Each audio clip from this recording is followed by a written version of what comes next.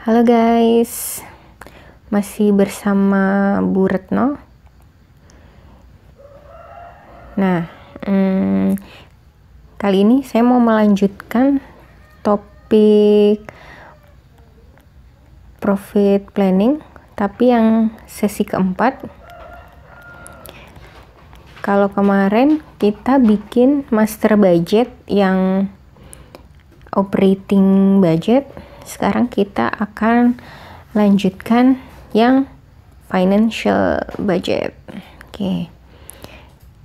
Nah, kita langsung aja bagaimana membuat financial budget.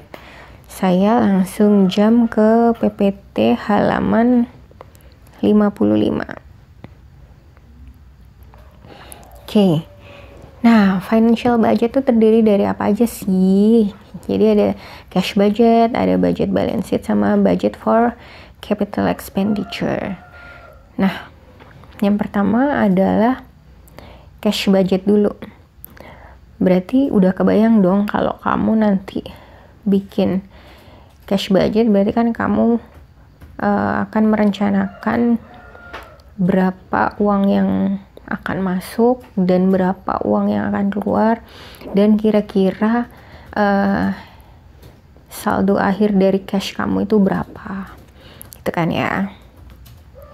Nah, jadi intinya sih cash budget cuma ini, expected beginning balance. Jadi ini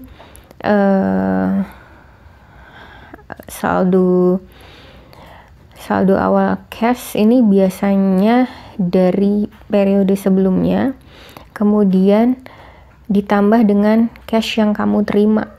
Nah, cash yang kamu terima ini dari mana aja? Cash yang kita terima itu biasanya dari penjualan produk kita, dari sales, atau kita misalnya kita ngejual equipment, jual PPE misalnya gitu. Nah, nanti dikurangi sama pengeluaran kita. Nah, pengeluaran kita itu terdiri dari apa aja? Ya, kita beli barang dong, misalnya beli direct material, kita bayar labor kita, DM, DL, sama kita bayar overhead, dan kita bayar beban-beban gitu. Terus sama apa lagi pengeluaran kita? Ya misalnya kita beli PPE atau bayar income tax dan sebagainya. Jadi pada akhir tiap quarter nanti kita ending balance-nya berapa itu kelihatan. Tuh, sampai sini oke? Nah, tadi kan yang pertama kas yang kita terima itu dari mana? Dari penjualan kan. Nah, berarti di sini apakah penjualannya itu secara tunai atau penjualannya secara kredit? Kalau penjualannya secara tunai enak ya, bisa ketahuan langsung ini kira-kira kita bakal dapat cash berapa. Tapi kalau penjualannya secara kredit itu kita harus bikin schedule penerimaan gitu. Contoh ini masih di perusahaan yang sama, perusahaan yang tadi jual t-shirt. Nah, dia disebutkan bahwa biasanya penjualan dia itu rata-rata 25%-nya itu tunai dan 75%-nya itu secara kredit. Nah, yang 75% itu 90%-nya itu akan dibayar di quarter ketika terjadi penjualan, dan 10%-nya lagi akan dibayar di quarter berikutnya. Nah, jadi kita akan bikin schedule penerimaan piutang dulu.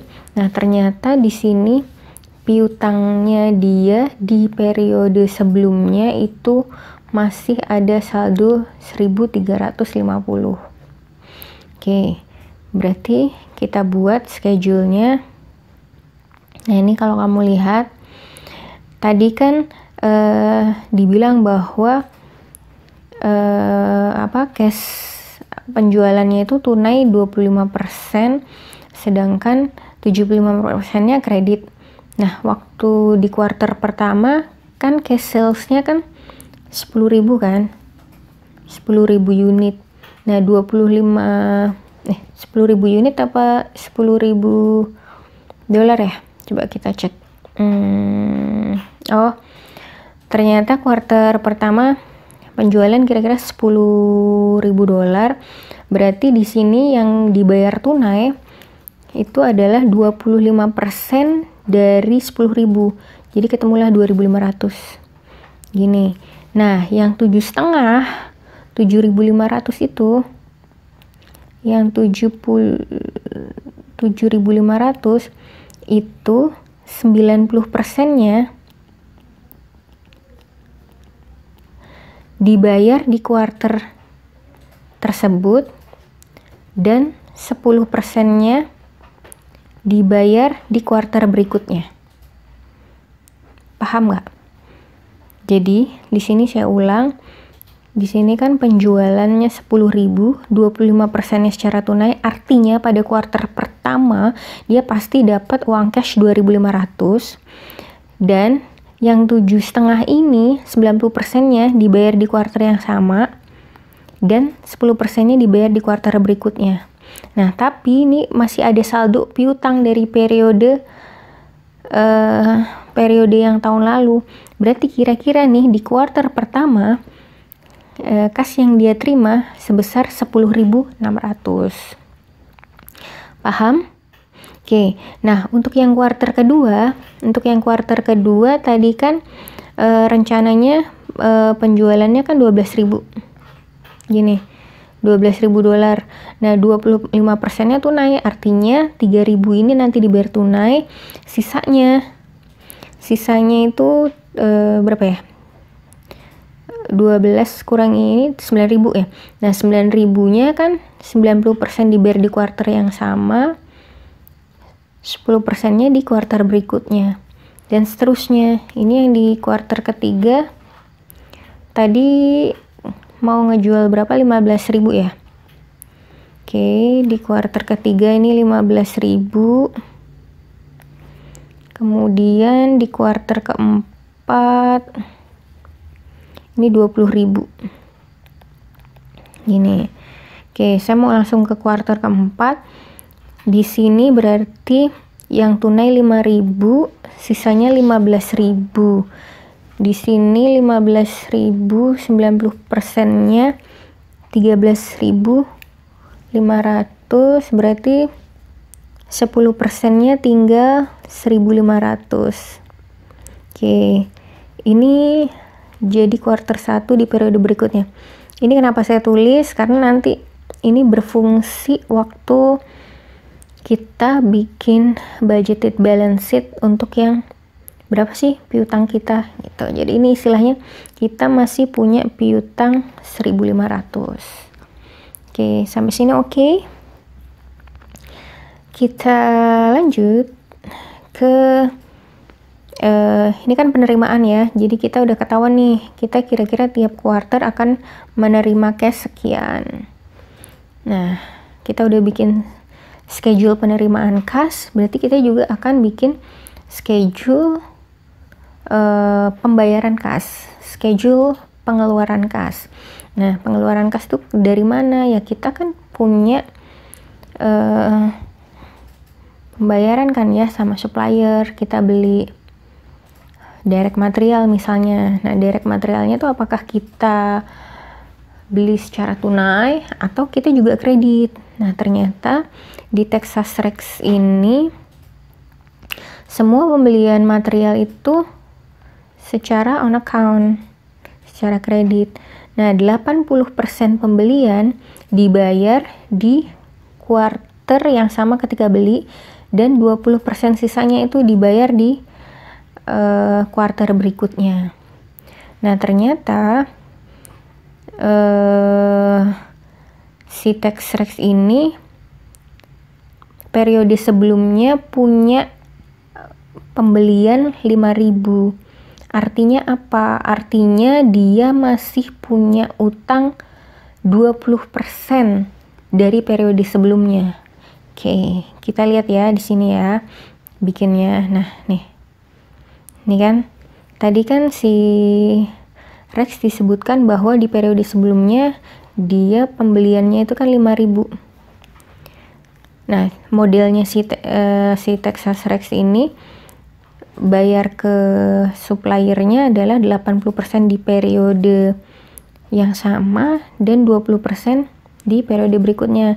Nah, 20% dari 5.000 itu 1.000 kan. Oke, berarti di sini masih ada utang awal, kemudian ditambah sama ini yang akan kita bayar nih. Jadi kita kan punya beli direct materialnya kan 4.492. Kita beli direct materialnya 4.492. Nah, ini kita bayar tunai 80% di quarter yang sama dan sisanya di sini 20%. Gitu, dan seterusnya ya. Oke, dan seterusnya. Nah, untuk quarter keempat 6.904. Di quarter keempat itu kita beli direct material 6.904. 80%-nya segini. Saya mau catat di sini 20%-nya, bentar saya hitung dulu. 0,2 kali 6.904. Ketemulah di sini 1.380.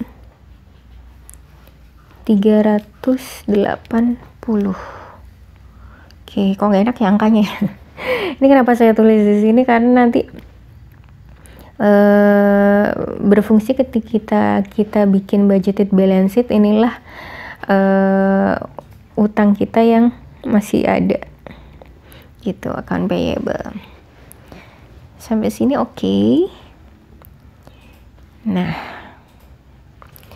setelah kita bikin schedule kas yang akan kita terima, terus bikin schedule kas yang akan kita keluarkan, jadi kan di sini ketahuan nih kira-kira tiap quarter kita akan bayar segini nih. Ini yang akan kita bayarkan ke supplier tiap semester, tiap quarter. Aduh, saya udah mulai liar, udah mulai ngantuk. Semangat. Kalau kalian semangat, saya semangat. Oke, nah langsung aja kali ya kita bikin cash budgetnya. Apa-apa yang perlu diperhatikan. Nah, ternyata di sini si perusahaan ini maunya saldo minimal untuk cashnya itu $1.000. Jadi setiap akhir quarter dia maunya saldo minimalnya dia itu $1.000. Artinya dia akan lebih tenang kalau dia punya saldo cash $1.000. Apa yang terjadi kalau misalnya saldonya di tiap quarter kurang dari $1.000? Ya dia akan melakukan peminjaman, borrowing itu. Nah, uangnya itu dipinjam dan dibayar itu hanya dengan kelipatan 1.000 dan bunganya itu 12% dari pokoknya aja. Di sini disebutkan bahwa peminjaman dilakukan di awal quarter dan repaymentnya di akhir quarter.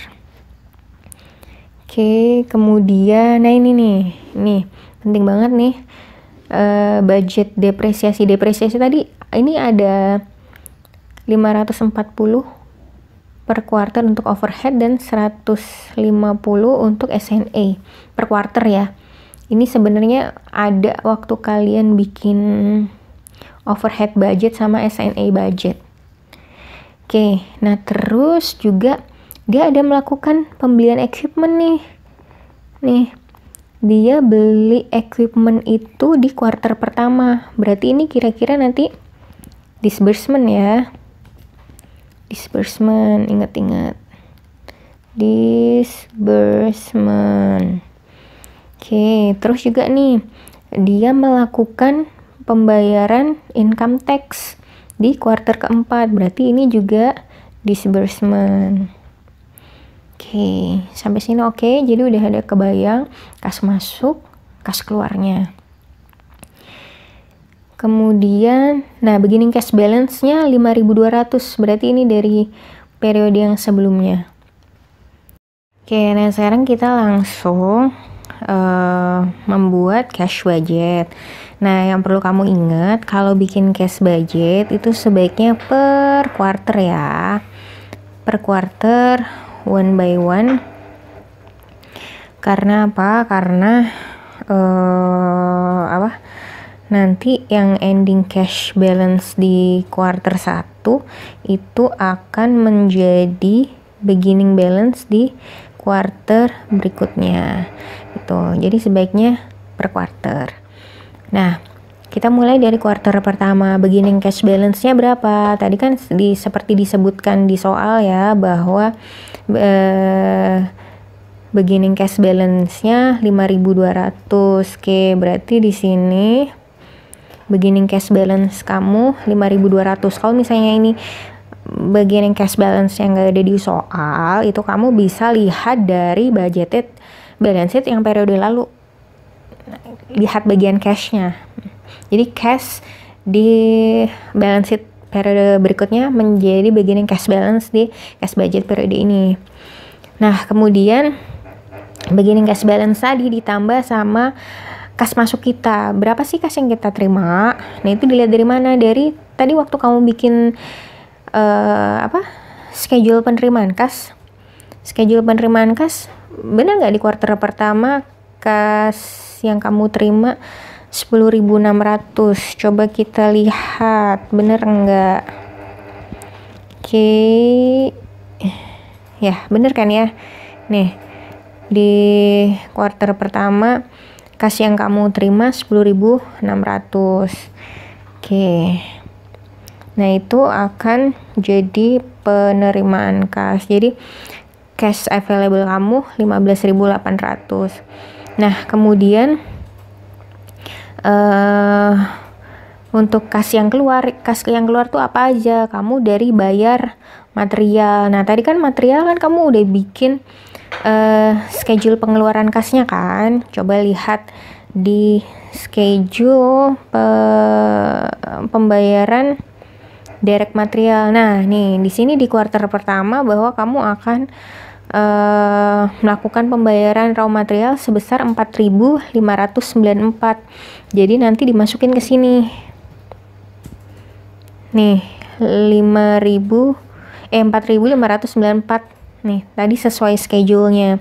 Nah, kalau direct labor gimana? Direct labor kan dilakukan secara tunai kan? Secara tunai di quarter yang sama. Jadi kamu bisa langsung lihat dari direct labor budget. Nah, untuk overhead dan S&A expense ini juga bisa dilihat dari data yang sebelumnya. Tapi hati-hati waktu kamu bikin pengeluaran kas untuk overhead dan S&A expense ini, jangan lupa dikurangi sama depresiasinya ya guys. Depresiasi ini yang suka kelupaan nih kalian. Jadi datanya bisa lihat dari overhead budget dan S&A budget, tapi setelah dikurangi depresiasi ketemulah angka sekian. Kenapa? Karena depresiasi kan nggak ada unsur kasnya kan, kita nggak ada ngeluarin kas kan. Jadi harus di take out dulu. Nah, jangan lupa di kuarter pertama tadi kamu melakukan pembelian equipment sebesar 6.500. Jadi total disbursement kamu 15.077. Nah, kas masuk dikurangi kas keluar, ini dikurangi ini, ketemunya kelebihan kas kamu cuma $23. Ingat nggak tadi kamu maunya ending cash balance kamu berapa? Kamu kan maunya ending cash balance kamu kan tiap quarter kan at least itu ada $1.000 kan. Ternyata cuma 23. Artinya apa? Berarti kamu harus melakukan borrowing. Istilahnya kamu akan tenang kan kalau ada kas di tangan 1.000, ini cuma 23, makanya melakukan borrowing. Nah, di quarter yang sama kamu lakukan borrowing, maka total financing kamu 1.000, jadi ending cash balance kamu 1.023. Nah, ending cash balance ini akan jadi kas awal di quarter berikutnya. Nah, ini lakukan hal yang sama dan seterusnya.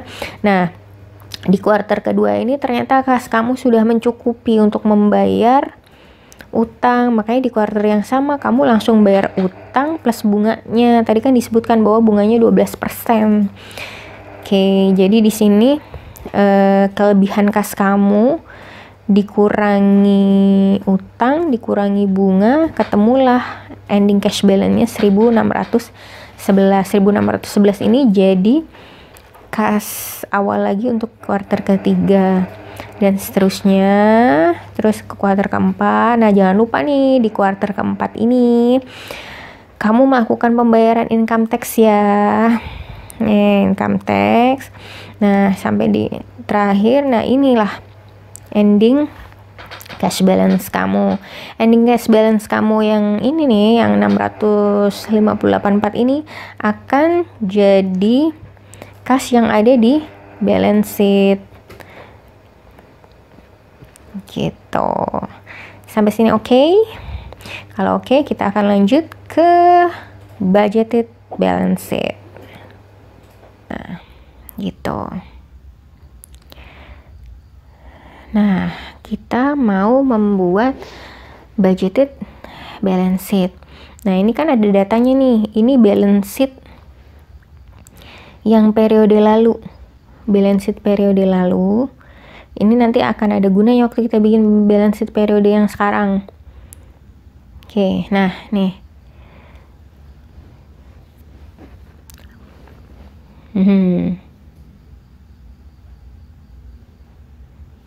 Nih kan. Di sini kita bikin case-nya sama kan, ini sama yang di kuartal keempat tadi 6.584. Oke, kemudian nah account receivable-nya dapat dari mana? Dapat 1.500 itu yang tadi itu waktu kita bikin schedule penerimaan kas. Bentar, aku buka lagi.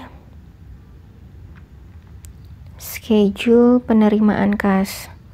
Nah, ini kan aku ngitung yang 10%-nya nih 1.500. Nah, 1.500 ini kan jadi piutang. Nah, itu kita masukin ke balance sheet. Nih 1.500. Nah, raw material inventory 424 dapat dari mana? Kamu buka lagi direct material budget. Kan ada plain t-shirt sama ink kan. Lihat yang desired ending inventory. Nah, desired ending inventory-nya kan ada 106 sama 530. Nah, itu nanti masing-masing dikali sama harganya. Kemudian ditambahin ketemu 424. Nah, finish good inventory dari mana? Kan dari ending inventory yang udah kita bikin di sebelumnya. Kamu nanti bisa lihat di example 9.6. Oke. Nah, ketemulah current assetnya sekian. Nah, terus landnya dari mana? 1.100 dari budget dari balance sheet yang semester lalu. Kan kita nggak ada beli land lagi kan, berarti tetap untuk periode ini. Kemudian untuk equipment kan kita tadi ada beli 6.500, ingat nggak waktu di kuartal pertama? Nah, sedangkan yang periode lalu kan kita punya equipment, building equipment 30.000.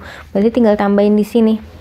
Building equipment 36.500. Nah, terus akumulasi depresiasi tinggal ditambahin yang 5.000 di sini. 5.000 di sini ditambah sama depresiasi yang di overhead sama depresiasi yang di SNE. Oke, nanti kamu buka lagi depresiasi, coba yang ini yang oke.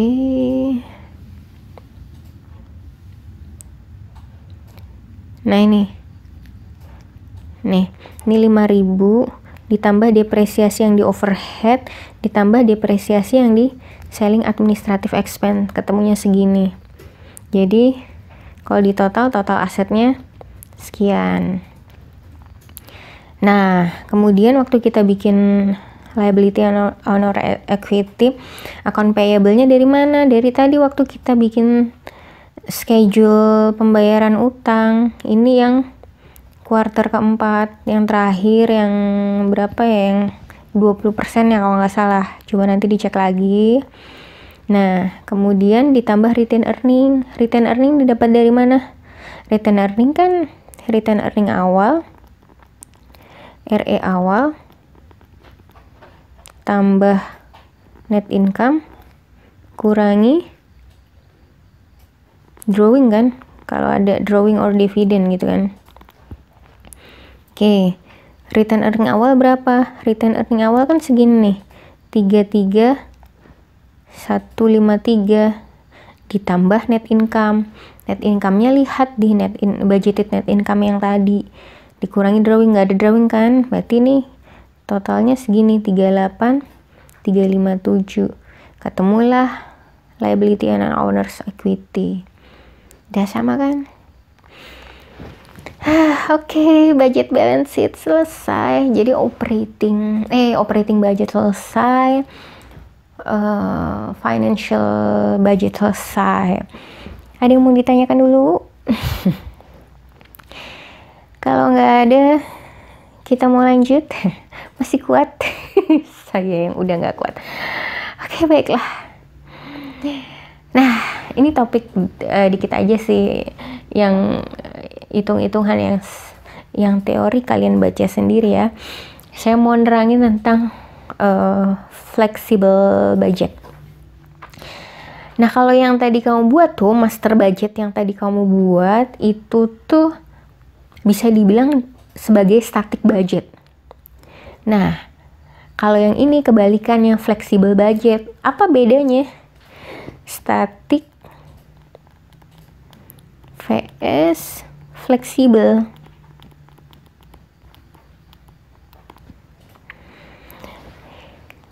Nah, kalau yang tadi itu kan kamu bikin budget per quarter kan, kayak tadi contohnya di quarter pertama mau ngejual 1000 t-shirt.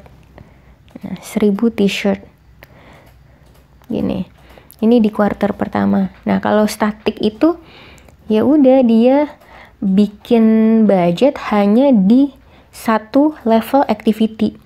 Beda sama flexible budget. Kalau flexible budget itu misalnya ini di quarter pertama, dia akan bikin budget di beberapa level activity.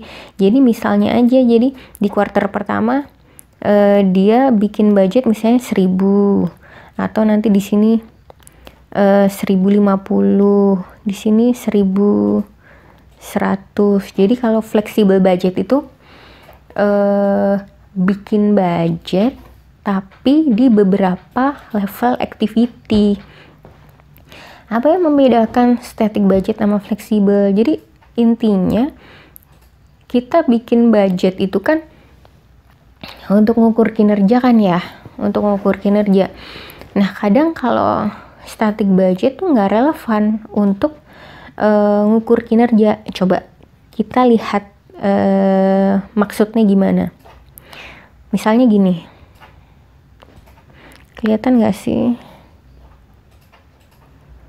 Nah, misalnya gini nih,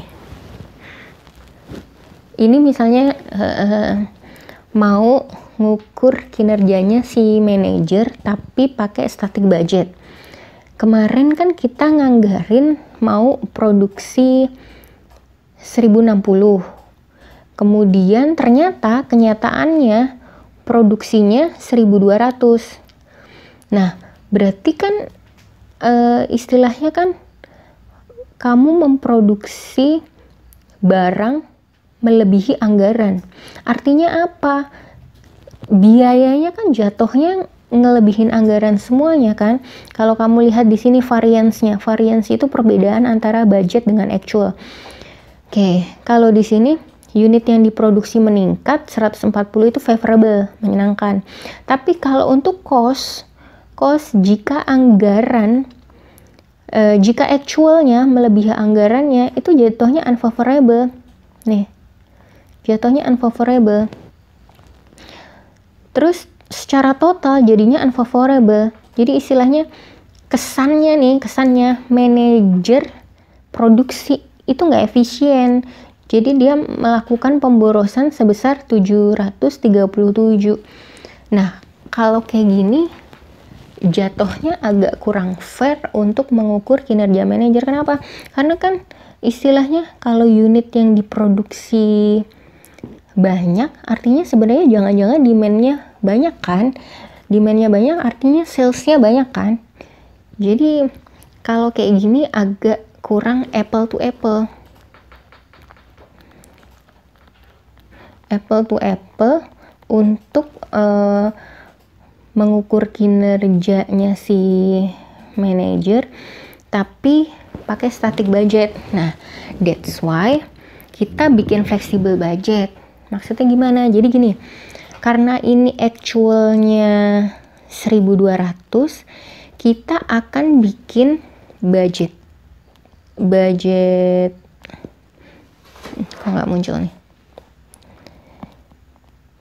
Kita akan bikin budget tapi yang di level yang sama, yang 1200 gini. Nah, caranya gimana? Caranya ya tinggal dari yang budget awal ini,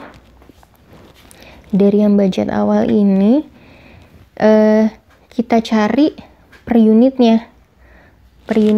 Kayak ini nih, misalnya direct material cost kan kita budgetinnya 4.240. Kalian bisa sambil buka kalkulator. 4.240 dibagi 1.060. Nah, berarti di sini direct material itu sebenarnya budgetnya adalah $4 per unit. Nah, kalau misalnya kamu bikin di level activity 1200, berarti direct material yang dibudgetin sebenarnya berapa? Berarti kan 4 kali 1200. Berapa itu? 4.800. Paham nggak? Oke, jadi istilahnya kalau flexible budget itu kita membuat budget di beberapa level activity. Karena kalau kamu menilai manajer dari static budget, jadi kesannya nggak fair, nggak apple to apple. Nah, makanya kita mau bikin ngukur kinerja yang apple to apple, kita bikin budgetnya yang sesuai actualnya gitu. Jadi kalau diringkes, kayak gini nih.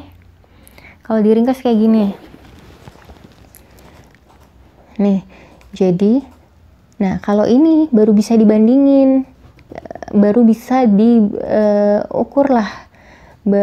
diukur kinerjanya manajer ini bagus apa enggak kalau apple to apple. Karena yang kamu budgetin 1.200, actualnya 1.200. Nanti kan yang dilihat sini variance yang di sini. Variance-nya perbedaan antara actual dan budget yang di sini. Apakah favorable, apakah unfavorable? Oke, kita lihat kalau kamu disuruh bikin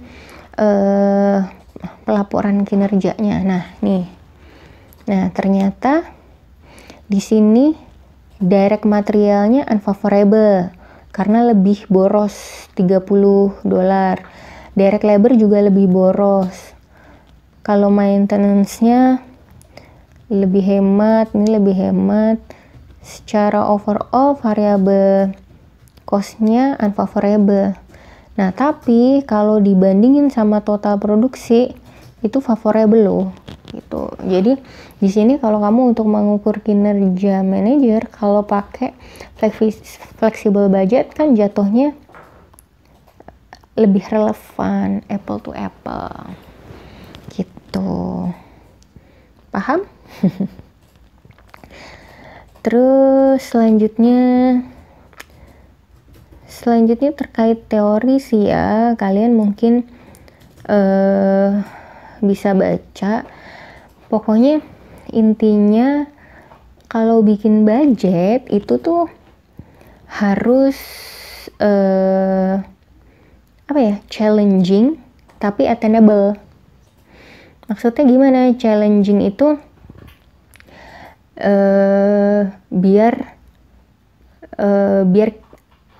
biar manajernya itu nggak mudah ngedapetin, tapi juga attainable, nggak terlalu tinggi.